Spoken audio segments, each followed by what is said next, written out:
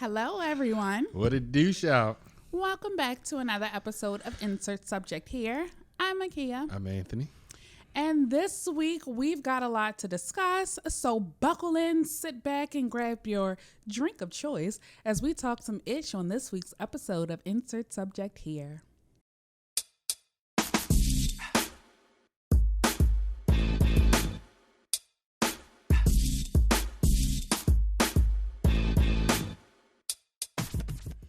So how are you doing today, Anthony? I'm pretty good. It's a rainy day, but I'm good. How about yourself?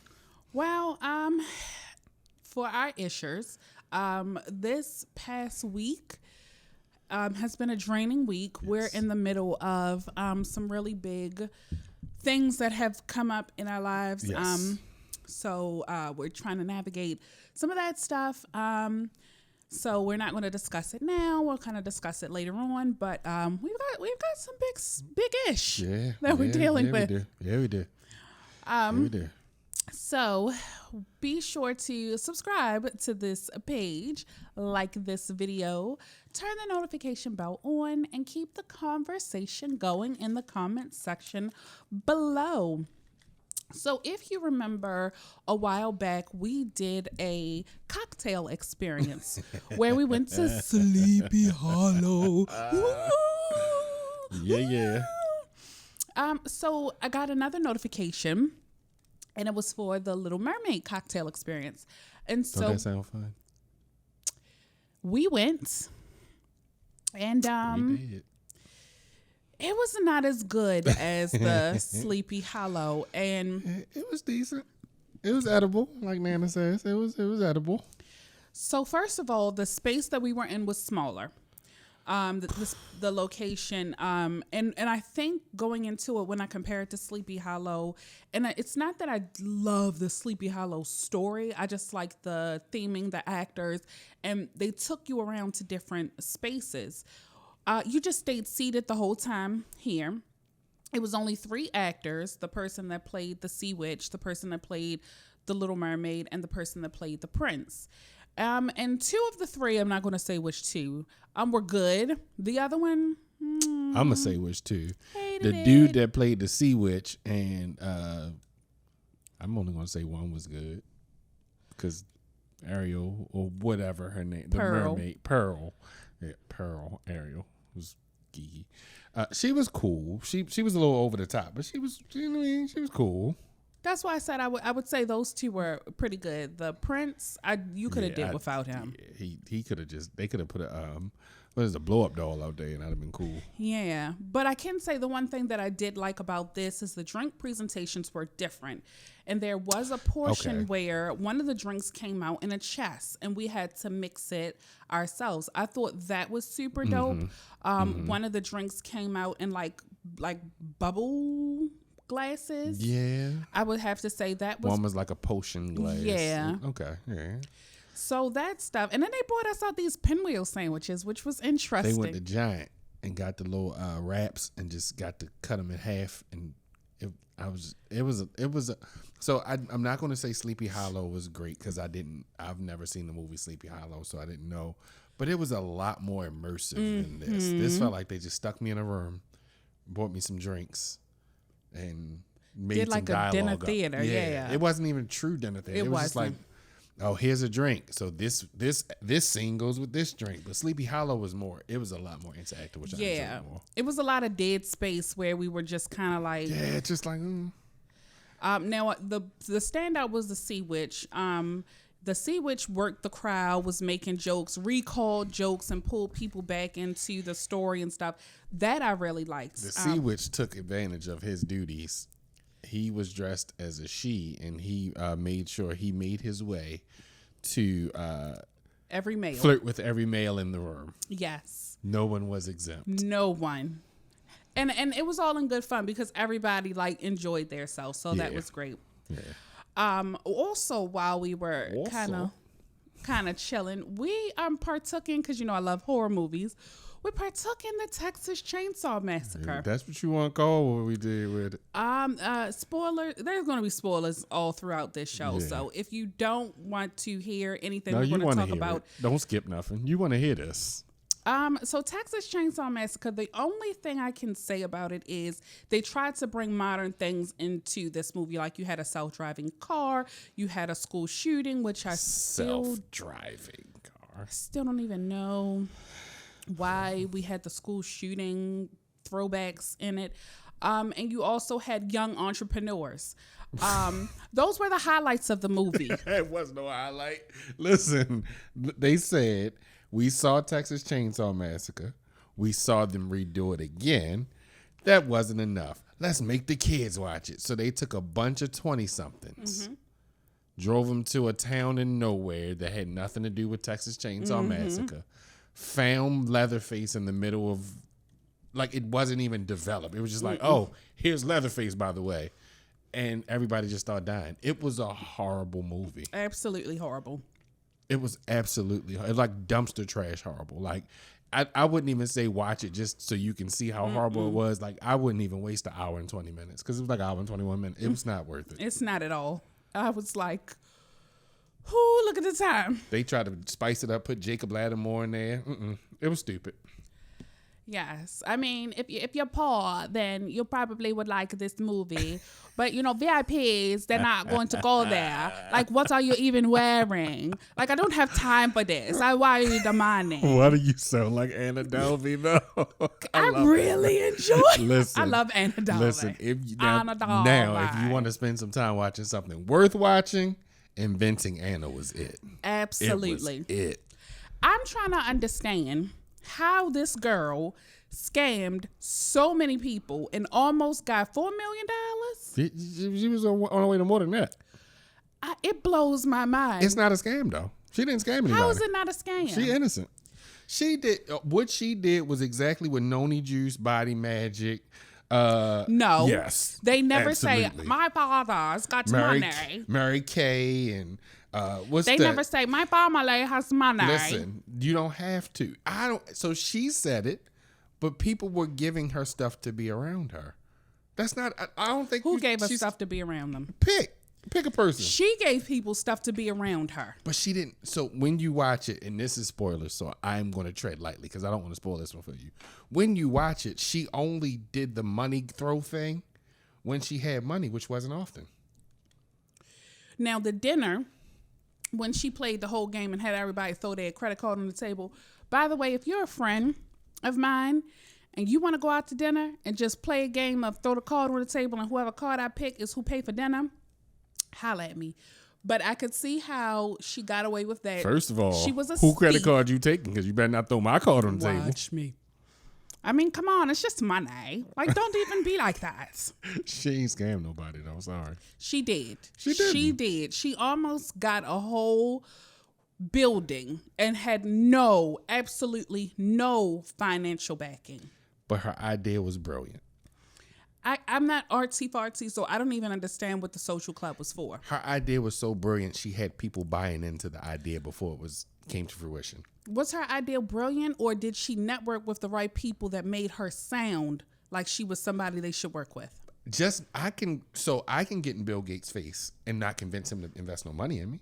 I know, but her idea was that good that they was like, I think I can invest in this. I still don't think her idea was that great. I think if Bill Gates and if the guy that does Amazon, Bezos, all went to some different business people and was like, Anthony Gaskins is this up and coming person, and because Bill Gates and Bezos mention your name, and because they've seen how they've made money off of, startups, and they were like, oh, we're trying to jump into the next big thing. I think that's why she was able to get the backing and stuff. Not necessarily her idea, but the people that were throwing her name around. That's fair, but if Joe Budden introduced us to somebody that's a big name, to Bezos and Bill Gates, and just the introduction isn't enough for them to repeat my name. Like, something about me has to stand out for them to want to repeat our name. Anna had that thing. She also was a young, skinny person that they thought was this German heiress. Yeah, so they thought she had money. She ain't scammed nobody, though. I don't have time for this. Just like my man Simon ain't scammed nobody. Free Anna and Simon. She did scam, but we can agree to disagree. We can agree to disagree because she ain't scammed nobody. Comment below, because I don't think she scammed anybody. And I do, because she used a whole voice recorder to sound like somebody that worked for her father. She did some illegal things. I'm not negating that. It's a scam. The I'm the Delvey Foundation would have been great. Have you ever heard of the Soho Club? Nope. But there's a bunch of people who pay a membership to be a part of that club. The Anna Delvey Foundation was nothing different, and it sounded like a better idea to me than the Soho Club. So there was this show we watched a long time ago about a club for swingers. Okay, it was letters. Yes. LVMES, yeah. And I'd never heard of that, but apparently people thought this was this great thing. You made my point. However, I have heard of a club called Tabu. And there are people who pay money to go there as well, and it's not a great thing. Because for the LVSEM GAK place in New York, they was paying like $100,000. For Tabu, you paying $6,000 a month. I guarantee if you raise the amount to go to Tabu, nobody would go. I bet they would. No, but you got to take your own alcohol. I mean, I heard you got to take your own alcohol and stuff. Now, this is a story all about how my life got twisted, turned down, and I... Oh, twisted what? Because I was about my... Ticket. Yeah, that was a remix. Because it's a remix. It's a remix of the show. You see what I did there? It's a reboot, but I dig it. I give you that. So before we started watching Bel Air, because it's not the French Prince, it's called... It's not just Bel Air. Bel Air. It got a 60% on Rotten Tomatoes. So we was ain't no we. We start watching the show and this fool keep yelling 60% on Rotten Tomatoes. I'm going to tell you, it wasn't until maybe episode 3 that I started warming up. The Fresh Prince was about like comedy. It was about like family. Will was so arrogant. I mean, you almost got your tail tore up, shot up, locked up, and you want to come act like big. It was a lot. And I'm like, it was a lot of Johns and young Bull. It was more than I was used to. It took some getting used to. And it was a whole musical. The first episode was a musical. Every time they walked and did something, music play. Come home from school, music play. I was like 60% on Rotten Tomatoes. But Jeffrey is a gangster. Jeffrey, I like what they did with Jeffrey. I think Hillary's gorgeous. She's gorgeous, but I don't like her character. I like Ditzy Hillary. I like Hillary is ditzy too. I like it. She's not like... She's new age ditzy. Okay. Carlton, I just can't... They should let Caesar from Planet of the Apes go about his business. Every time something happens, that boy is the elbow... opinion reflected by my co-hosts does not reflect the opinion of me. Y'all can't tell me y'all ain't watching the show. And every time his shiny face get on there, y'all be like, he look like Caesar from Planet of the Apes. But you got to get past the white powder that's always around.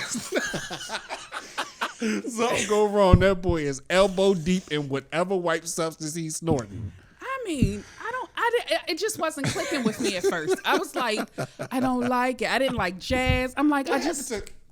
We don't get that. We just get a, oh man. I didn't like it. I didn't like the storyline. I didn't like how angry Will was, because Will wasn't angry.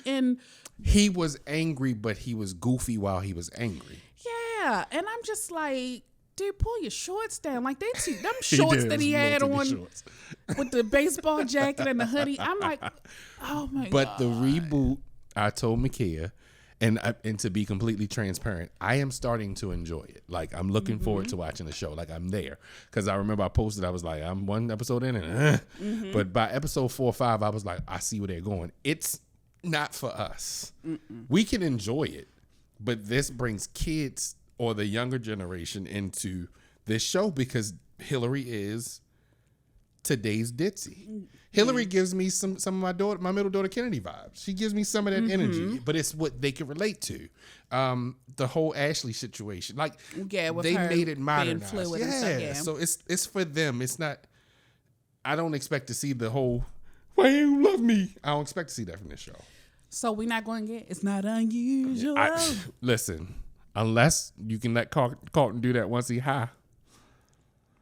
I guess. Every time something happens, that boy gonna snort cocaine. That's scary. Like cocaine, like you don't want to smoke a little weed, like you going straight to He went straight to the hard stuff. I don't understand. And don't you get like tested when you play lacrosse? You're supposed to. That's it. So it's some things I'm trying not to pick apart. So I'm just trying to enjoy the show because I don't know how you even play a sport that high. Right. He always high. Like Caesar should go home. They need him. Anyways, I'm moving on. Speaking of going home, free my man Fezco. Yeah. He ain't do it. I think it leaves. I've been watching so many. My new thing now is after I watch something, I watch YouTube videos about it because I like the conspiracy theories and stuff.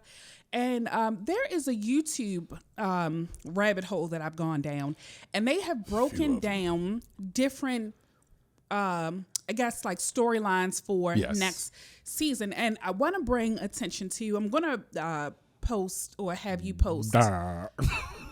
Because I'm trying to think of, I was trying to remember the channel I watched it on, but it broke down when Rue went to Lauren, what's the lady's name that she got the suitcase from? I can't remember her name, but I know you're talking about. But she went to her house, and so fascinating because I was like, I didn't even realize that. When Rue came in, she was like, oh, hi, Rue Bennett. And I didn't even think, how does she know Rue's whole name? She did. And so apparently even before Rue really got into business, the lady had done research on him. Mm-hmm. Because why would you just give this random kid, which you know is drugged out, because you could tell she's drugged out, a whole suitcase full of so much money when you think about it, all the products. Not even money, full of her choice of device. Exactly. Like, that's the tough part for me. Exactly. And then when she came back, she knew Rue wasn't going to be able to sell it. And she was just so calm. It was a setup. And they were saying that when she panned out, when she got her into the bathroom to clean her off after she threw up, the TV that's playing shows a cat being sold. But I didn't pay attention to it. No. So it's a man he's looking over this black cat that he's trying to buy, and then the locks on the doors and the birds that are in the room, they actually work as an alarm system because they let you know movement. And if you notice, the bird's feathers were like starting to go up when she was moving around the room. So they just break down different storylines, and I don't think this is the last we're going to see of that lady. It can't be. So my theory, I think, is that Rue will get clean, but all of her demons from when she was dirty are going to come back. It's inevitable, and I think, just in case we haven't said it, we're talking about Euphoria. Yes. You probably saw it. It's inevitable for me to think that Rue has to get clean, because it was too much backlash about how much drugs were being used. And that's why I think kudos to Sam Levinson, because something she was watching, because I just watch when it comes on. It was saying that he allows them to improvise the character. And I think, my theory only, I think when they got the backlash about the drugs is when the show started taking its turn to this play. Mm-hmm. I don't know if this was intentional or not, but I think they got the leeway to do something different, because all they're doing is retelling what we saw already. Mm-hmm. So you don't have to think too hard about that. True. So I was like, I think they took a detour to get away from the drug backlash, because it was a lot. It was a lot of drugs, and there was a lot of ding dongs in the first 2 seasons. It was I almost gave up because it was a lot. I think it was just randomly thrown in there. Well, I liked it because... I bet you did. Because it's usually movies with random boobies in them. Yeah, so let's switch it from the boobies and show me something else. Ding-dongs. There was a lot. There's a lot of them in not Nate's phone, too. There was a lot of ding-dongs just everywhere. So. But I really liked...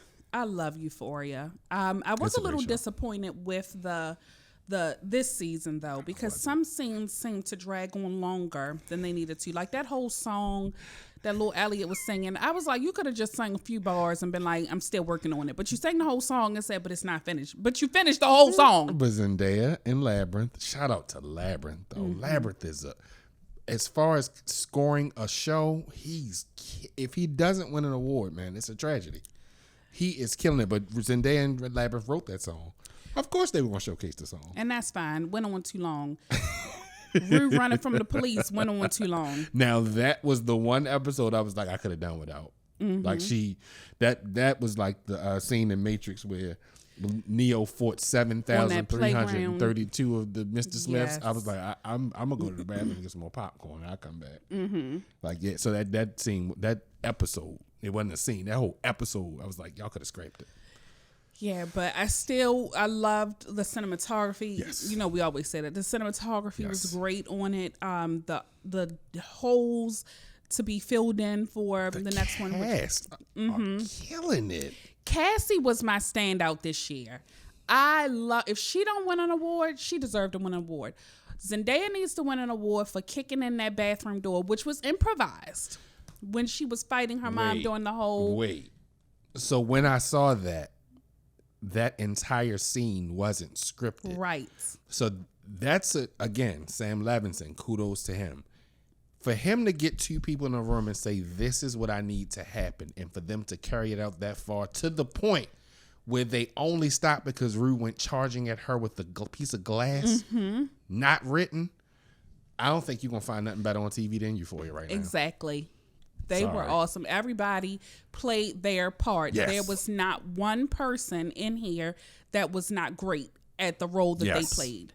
They definitely need to win an award for that. Definitely need an award. But that Cassie, when she broke down. Cassie the truth. She is. Cassie the truth. And the big lip girl, Faye. So, Faye's a porn star. How do I know? My kid told me. So I was like, no, I think they said she was an actor. So this one yells, well, I know she's really a porn star because I watched it. Without me, though. I was curious when they was like, she was a porn star. So was I. Like, well, let me see what, her performance I don't pieces. even know the girl name. I was Googling Faye. I don't know how to look her up. So moving on. Anthony. Yo. What do you have for us today? Don't watch stuff without your significant other. It creates turmoil. No, I am going down there though. So it was story time. So this is a nod to relationships. So my wife and I watch a lot of TV together, but we also have differing interests. So sometimes there are things I want to watch that she doesn't want to watch. Sometimes there are things she wants to watch that I don't want to watch. I don't get mad about it, but there are things that I really want to watch that she drags her feet on but says she wants to watch. Cool. So recently, a couple months ago, I started watching shows that I wanted to watch because she was dragging her feet on watching shows. And, I did ask, hey, you want to watch this? And she did say, yeah, but we kept watching new stuff. So I was like, no, I don't want to miss out on this one. So I started watching it. And she had a full-blown meltdown on me, guys. You don't understand. Like, it was a full-blown, you're selfish. We're going to just start watching shows and TVs and without each other, and that's fine. I'm okay with it. Don't ask me about anything. Like, it was a full-blown meltdown. And I was simply saying, but it's my rant. I just want to interject. It was Shark Week when this happened. And so the waters were a bit rougher. Continue. So after Shark Week was over, we went back and I was like, I'm going to ask you. And I'm also going to preface with there are certain shows I want to watch before social media ruins. So I'll say that. So if you want to wait, you'll wait. So I said all that to say, couples, just talk to each other. Understand that, what is a priority for you right now might not be a priority for the other, but you have to explain how much of a priority it is for you before you make the choice. I will admit, I didn't check back in with her and be like, hey, I still want to watch the show. I just started watching the show. So I did take responsibility for that part. But she called me selfish and some more things doing that. So just communicate with each other. I'm just pushing. I'm big on communication with couples because it's a lot going on in these worlds. So that's all I got. Go ahead. So, do you think Love is Blind? Love is blind. That's my question. Do y'all think Love is Blind? Listen. If you haven't watched Love is Blind season 2, then you don't know what I just did. If you did, then you know exactly what. You know what I did.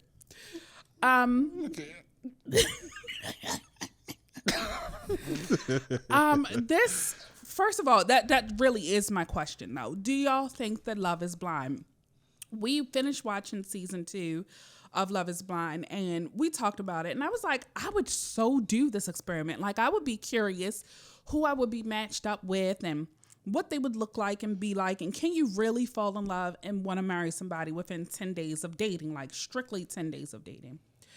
And some of the couples in Love is Blind, I thought they were going to make it and they didn't. And then some of them, I was like, I don't even know why she's even picking him. And then I'm like, oh, they're going to make it. And then they didn't. Like, this show went through so many twists and turns, which I found out going through a YouTube rabbit hole. They actually filmed 2 seasons at one time. So the next season is supposed to come on either later this month or next month. So we're going to get a new season. Oh, yeah. But I'm really curious. Probably with the same people, though. You think so? Mm-hmm.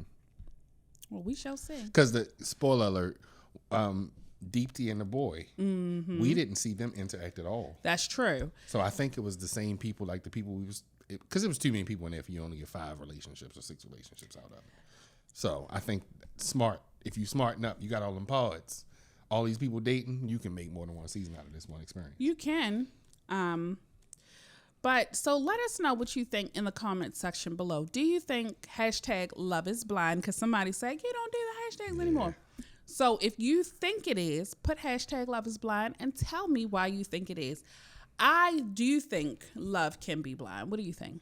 I think love is blind. I just feel like other factors can make it not be love. Explain. So I feel like love, like you connect with things about a person that you don't typically get to know just by looking at them. So I think those connecting things are something you can find faster without seeing a person. But I think the other pieces do come into play. Like I'm not as bad as shape, like you got to be a size 2 and fit on my shoulders. But I think the physical attraction can knock the love part out of the way. I think it's an equal balance of both you need. So you think that love can be blind? So says this husband of mine. I kick Sal in his face when y'all watch it. Every time Sal sing a song, take a shot. And I thought, like, I really thought he was going to go for it. Like, and he was like, no, I don't want it. Clown. Don't spoil it, though. Y'all got to watch it and let us know what you think. So this is a great episode. This was a great episode. Don't forget to like, comment, subscribe, share. With that, I'm Ant. And I'm Anna Delvey. And thanks for stopping by to talk some issues for today. Bye. Peace. Don't have time for this.